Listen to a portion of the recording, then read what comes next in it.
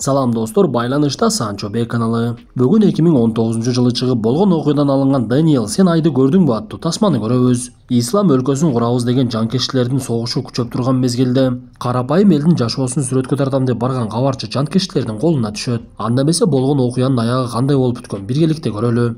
Как ты посмела притащить иностранного фотографа без разрешения? Тасманын башталышы Дания өлкөсүнөн башталат. 23 жаштагы каарманыбыз Даниэл жеңил атлетика менен машыккандыктан чимирилип секирип өзүнүн мыктылыгын көрсөтүп жаткан. Бирок бул жолу каарманыбыз үчүн мелдеш ийгиликтүү өткөн жок. Анткени ал секирип жерге түшкөн кезде бутун туура эмес коюп алып, оң буту ошол жерде сынып кетет. Ошол күндөн кийин Даниэл спорттон алыстап эми спортко кайта албастыгын түшүнүп, башка иштер менен алек болууга аракет кылып, бирок спорт менен жүргөндүктөн эч кандай чоң окууга деле окубай, эч бир кесиптин ээси болбогондуктан кайсы жолго түшүшүн өзү дагы такыр билбей жаткан. Бирок Даниэл кичинекей кезинен эле фотоаппаратын көтөрүп алып, ар кайсы учурларды сүрөткө тартканды жакшы көрчү.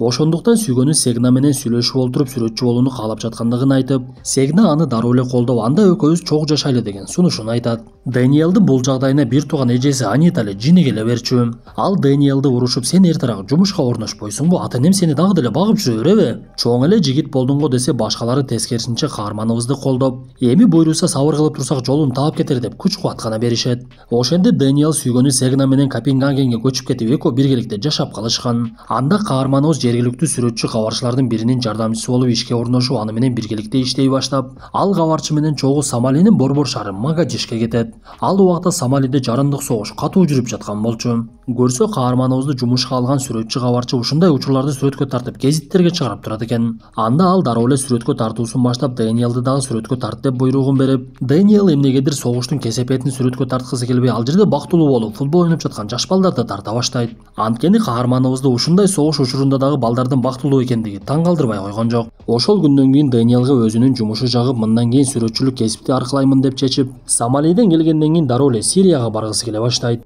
Биз ар башкабыз, бирок бизди бириктирип турган үй бүлөбүз. Үй бүлө бул жүрөктөрдү бириктирип турган эң ишенимдүү түйүн. О мобилдик операторунун үй бүлө премиум тарифы. Бул болгону 1990 сомго чексиз байланыш менен 3 сим-карта, секундасына 500 мегабитке чейинки ылдамдыктагы үйдөгү интернет жана телевидение. Бүтүндөй үй бүлөңүздүн мобилдик байланышы менен үйдөгү интернетти бир айда бир эле жолу төлөңүз. Үй бүлө ар дайым биринчи орунда. Бирок бул тууралуу каарманыбызды жумушка алган башчысы билбейт дагы экен. Даниэл дем алыш учурунда гана барып келе калууну чечиптир. Бирок каарманыбыздын Сирияга барууга жол киреси жок болгондон ата энесине келип унаасын сатууну чечип, атасы менен баалашып унаасынын эски болгондугуна карабай 12 000 кронго сатууга жетишет. Ошентип каарманыбыз тез эле Сириянын Баб эль-Салам шаарына жетип барды. Бул убакта Сирияда жарандык согуш катуу жүрүп жаткан болчу. Өз элин кыргынга учураткан Башар Асадка каршы ар кандай уюмдар көтөрүлүшкө чыгып, арасынан эң күчтүүсү Ислам өлкөсүн курабыз деп ИГИЛ аты менен тааныла баштаган. Ошентип каарманыбыз Сириянын армиясынан атайын уруксат кагаз алып, ал жактагы тосуп алуучуларга жолугуп, каарманыбыздын тилинде сүйлөгөн Ая, жан сакчысы Нахиб жана айдоочусу Мухаммед менен таанышат. Анда Ая, мен сизди согуш жүрүп жаткан Алеппага алып бара алам десе, каарманыбыз, мага согуштун эч кандай кызыгы жок. Менин максатым согуш учурунда тынч жашап жаткан карапайым элдин жашоосун чагылдыруу. Ошондуктан Турциянын чек арасына жакын шаарга алып барыңыз, мен кечинде кайра Турцияга өтүп кетишим керек десе макул деп Азаз шаарына алып барат. Бирок ал жака деле согуш өз кулачын жая баштаган болчу. Кантсе да тынч жашаган аймактар болгондуктан каарманыбыз адамдарды сүрөткө тартып, өз ишин баштаган кезде ал жердеги жергиликтүү адамдардын бири каарманыбызды байкап тургандыгын көрөбүз. Даниэл болсо эчтекени сезбей жумушун улантып, аны күзөтүп жүргөндөр менен ар тарапка барып, ар кандай жагдайларды сүрөткө тарта баштаган кезде алардын жанына бир бейтааныш унаа келет. Унаадан бейтааныш адамдар түшүп эле кыйкырынып, силер бул жакта эмне кылып жүрөсүңөр? Сүрөткө тартканга кимден уруксат алдыңар? Кана мылтыгыңды берчи деп эле жан сакчы Нахибдин мылтыгын алып өзүн болсо колап жиберет. Жанагы адамдар Аянын түшүндүрүп жаткандыгына карабай эле каарманыбыз экөөнү унаасына жүктөп эле алып жөнөштү. Анда Ая аларга түшүндүрүп, биз Сириянын армиясынан уруксат алганбыз. Уруксат кагазыбыз бар десе, жанагы адамдар жини келип, Сириянын армиясы бул жерди башкара албайт. Бул аймактар армиянын кол астында эмес деп каармандарыбызды жулкулдатып эле үйлөрдүн бирине алып кирип кетишет. Биз ушул жерде бул адамдардын эмне үчүн мындай кылып жаткандыгын түшүнөбүз. Ал учурда мамлекетте согуш башталуусуна себеп болгон өлкө башчысы Башар Асадка Америка жардам берчү. Ошондуктан Америка калп эле кээ бир адамдарды кабарчылардай көрсөтүп, жанкештилердин унааларына белги берүүчү аппараттарды орнотуп коюшчу экен эле. Анда бул адамдар дагы Даниэлди ошондой тыңчылардын бири деп өздөрү менен кошо алып жөнөшөптүр.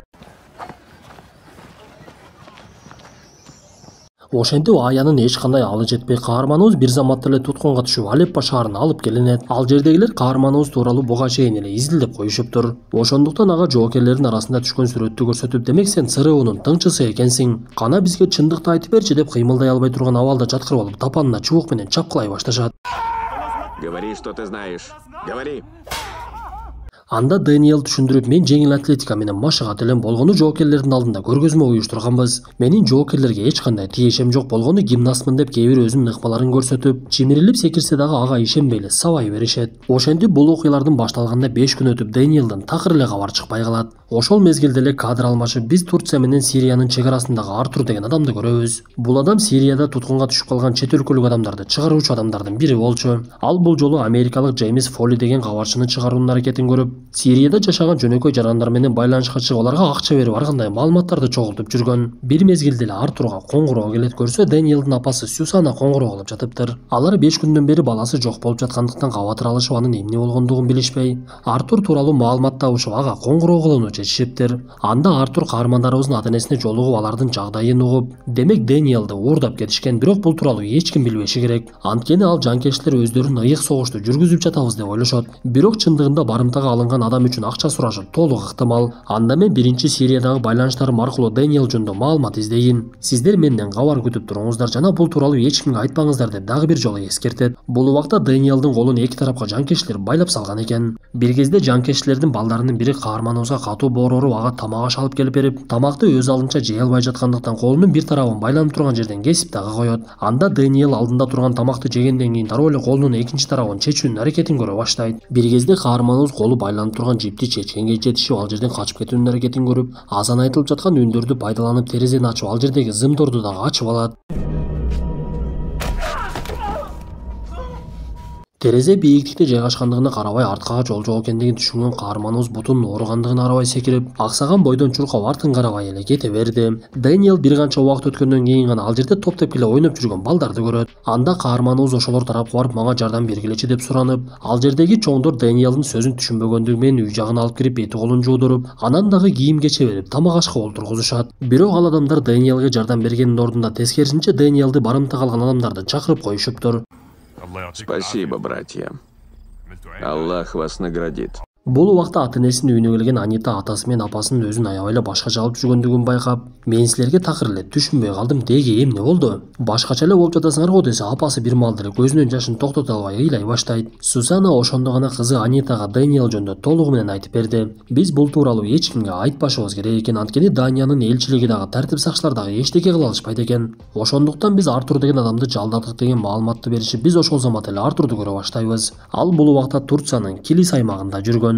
Бул аймак Сирия менен чек аралаш шаар болчу. Көрсө Артур Дэниел жөнүндө маалымат чогултуп аяга жолукканы келиптир. Бул убакта көзү көгөрүп жанкечтилерден араң эле кутулуп чыккан ая Дэниел тууралуу маалымат берип, мен бул нерсени такыр каалабадым эле, досум Айман экөөбүз Дэниелди алып чыкканга аракет кылдык, бирок колубуздан келбеди. Алар бизди дагы уртук-мук алып, биз ал жактан араң эле качтык. Сирия толугу менен эле жанкечтилердин колуна өтөйүн деп калды окшойт. Мен алардын ким экенин дагы билбеймин. Өздөрү маджахетпиз деп гана аташты. Бирөөсүнүн гана атын угалдым, аны Абу Суфейб деп жатышты. Башка маалыматым жок деп Артурга болгонун төкпөй чачпай айтып берет. Бул убакта туткунга түшкөн каарманыбыздын жашоосу уланып, аны күндөн күнгө кыйнай беришкендиктен, кыйноого чыдабай, ооба, мен ЦРУнун тыңчысымын деп мойнуна алыптыр. Ошондуктан аны Сириянын Ракка аймагына жеткирип, башка туткундар менен камап коюшат. Бул убакта Дэниелдин барымтада олтурганына көп убакыт болгондуктан ал кыйла эле алдан тайып калган болчу. Бир кезде каарманыбыздын жанына ага окшоп кабарчы болуп келип, бирок туткунга түшүп калган франциялык Жереми келип танышып, ага жардамын бергенге аракет кылып, сенин денеңдин көп жеринде жаракат бар экен, өзүңдү абайлагының.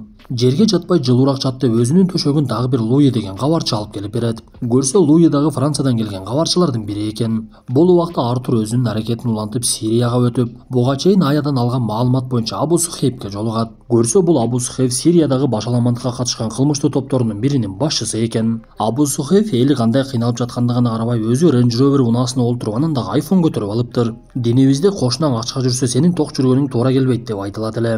Анан ушул адамдар ислам өлкөсүн курабыз деп аракет кылып жүрөбүз деген сөзүнө кантип ишенесиң? Кандай болбосун Артур ал адам убактысын бөлүп жолуккандыгы үчүн ыраазычылыгын билдирип, Менин максатым Дэниелди бошотуш, аны адашып эле кармап алышыптыр. Сиздин бул тууралуу маалыматыңыз барбы десе, Абу Суфейн ооба деп жооп берип, аны жакында өлүм жазасына тартышат экен. Ал өзүн ЦРУга тийишем бар деп мойнуна алыптыр го. Эгер аны бошоткун келсе, мен айткан сумманы алып келишиң керек. 700 000 евро деп оозу мурду кыйшайбай өтө чоң суммадагы акчаны айтат. Биз ушул жерде бул кылмышкерлердин түпкүрдөгү максаты жөн гана акча экен деген түшүнсөк болот. Артур мындан соң Данияга келип, каарманыбыздын үй бүлөсү Абу Суфяндын талаптары тууралуу айтып, муну уккан Дэниелдин атасы менен апасы сумманын өтө чоңдугуна ооздору ачылат. Анткени алар жөн гана карапайым үй бүлөдөн болчу. Бул сумманы табыш аларга дээрлик мүмкүн эмес эле. Анда Артур жолугушуудан кийин мен биринчи Абу Суфяндан Дэниелдин тирүү экендиги тууралуу далил алайын. Андан ары көрө жатарбыз. Сиздер азырынча ойлонуңуздар деп каарманыбыздын ата-энесин ойго салып кетет. Бул убакта каарманыбыздын түрмөдөгү жашоосу уланып жаткан. Көрсө ал жерде ар кайсы өлкөдөн келген кабарчылар, дарыгерлер жана жөн гана элге жардам көрсөтөбүз деп келгендер камалып олтурушуптур. Эң кызыгы, алардын арасында Александр деген Косоводон келген мусулман дагы бар экен. Бир мезгилде эле камактагылар уктап жатса, түрмөнүн күзөтчүлөрү келип арасындагы бирөөсүн өлтүрө чаап, Дэниелди сыртка сүйрөп алып чыгышып эле башка кийимдерди кийгизип, сүрөткө тартышат дагы. Сен атаңа саткан унаанын сүрөтү кандай эле деп эле сурай башташат. Анда каарманыбыз унаанын түсү жашыл болчу деген жообун берди. Көрсө, бул сүрөт менен суроонун жообу каарманыбыздын ата-энесине анын тирүү экендиги тууралуу далил экен эле. Анда ата-энеси Дэниелдин арыктап сөөгүлө калган сүрөтүн көрүп, апасы ыйлай баштап, бул тууралуу мамлекеттик кызматкерлер дагы билишип, биргеликте олтуруп алышып сүйлөшө башташат. Анда каармандарыбыз болгон акчасын чогултуп, үйүн дагы банкка коюп, ал жактан насыя алышып, туугандарынын акча алышып, акыр аягы болгону $250 000 чогултушкан болот. Анда Артур, биз аларга сураган акчасын бербесек, алар Дэниелди өлтүрүп койушу толук ыктымал. Азыр Сирияда абал туруктуу эмес, күн сайын өзгөрүп жатат. Абу Сухейфтин сунушу биз үчүн өтө чоң мүмкүнчүлүк. Акча толугу менен чогулгучаңды күтөлү. Менин сунушум ушундай десе, каарманыбыздын ата-энеси болбой эле 250 000 деле өтө чоң акча го. Ушул сумманы сунуштай берели деп Артурду көндүрүшөт. Бирок чындап эле Артур айткандай, бул сумма жанкечтилердин катуу ачуусун келтирет. Алар сунушту уккандан кийин Дэниелди алып чыгышат дагы. Сенин өмүрүң эчтекеге татыктуу эмес турбайбы? Бирок биз сени өлтүрбөйбүз, анткени сен өлүмгө дагы татыктуу эмессиң. Анда эмесе өз азабыңды өзүң тарт деп ал жерде өлүп жаткан адамдын жанына келип колу менен асып салышат. Анда буту жерге араң тийип тийбей турган каарманыбыз эмне кылышын билбей жанындагы бир бийик столду көрүп, буту менен ага жетип столду өзү жака тартат дагы столдун үстүнө чыгып алат. Көрсө, Дэниел колу байланып турган чынжыр менен өзүн өзү асып алууну чечиптир. Ал көп ойлонбой эле мойнуна чынжырды ороду дагы столдон секирип жиберди. Помогите, быстро!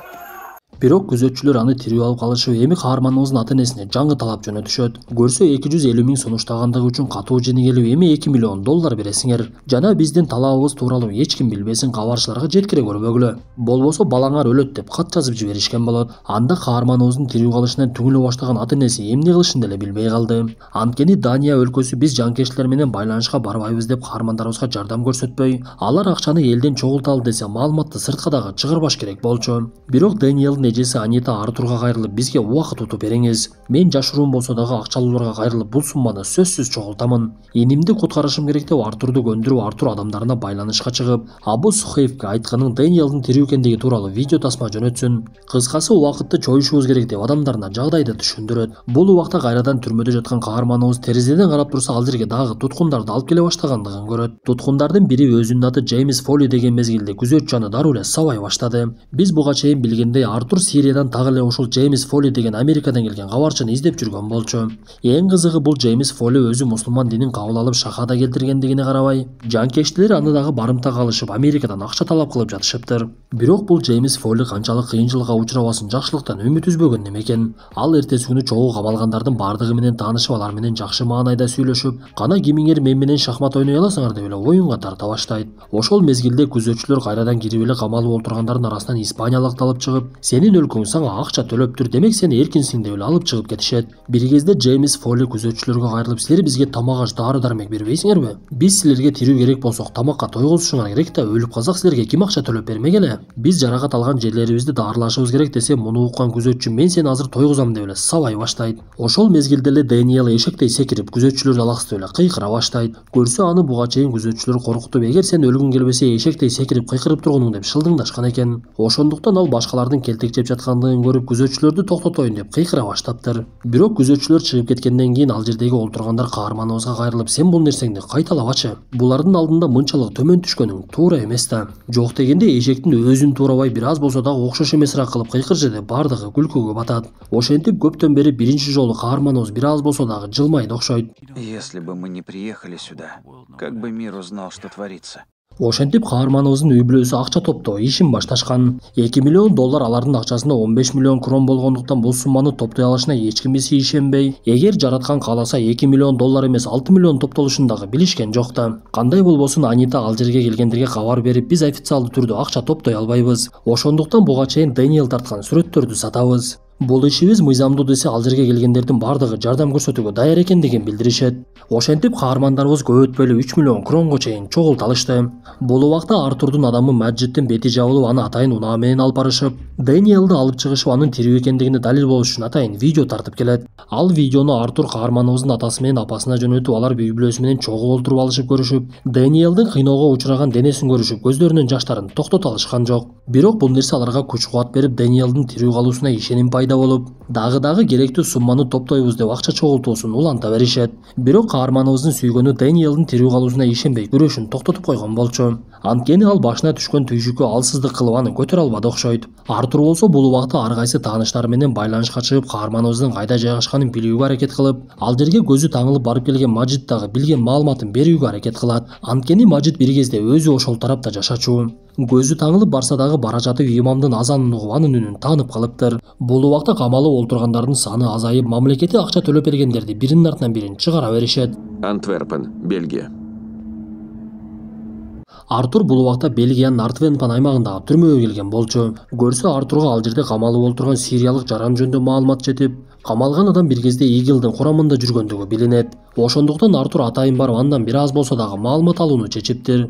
Биз ушул жерде бул камалып олтурган адам Дэниел сүрөткө тартып жүргөндө аны байкап калып, атайын адамдарын чакырып келген Аюп экендигин тааныйбыз. Көрсө ал Игилдин курамына киргенден кийин аны адам өлтүргөнгө үйрөтүшүп, сен динсиздерди аябай өлтүрүшүң керек деп машыктыра башташат. Бирок Аюп бул нерсеге чыдай албай Сириядан качып чыгып кетиптир. Анда Аюп Артурга Дэниелдин кайда экендиги тууралуу толугу менен айтып берип, ал эле эмес Джеймс Фоли дагы Дэниелдин жанында экендигин билгендигин айтат. Анда Артурдун көктөн издегени жерден табылды окшойт. Анткени ал өтө көп убакыттан бери Джеймс Фолини издеп, бирок такыр эле таба албай жаткан. Ошондуктан ал түрмөдөн чыгып эле дароо америкалыктарга байланышка чыгып, Джеймс Фолинин жайгашкан жерин айтып, маалыматты алган америкалыктар дароо эле ошол тарапка учактарын жөнөтүшөт.